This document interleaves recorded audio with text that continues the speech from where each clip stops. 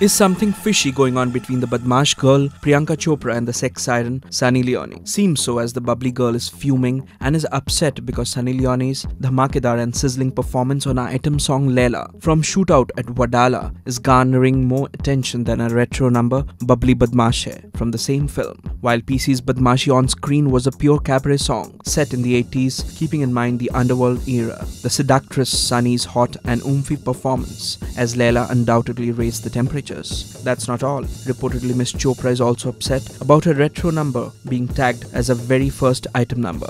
She reportedly said that as soon as one says that Bubbly Badmaash Hai is an item song, it gets cheap overtones. She just wants it to be called as a pure special appearance in the film. So why such comparisons? The Desi girl recently celebrated the Bubbly Bash with the makers of the film and expressed her happiness too for the song's success. But now it looks like the jungly Billy is up for a cat fight. What say? This is a report by Abhishek Haldar for Bollywood Now. Hey, this is me, Amrita Rao. Subscribe to Bollywood Now.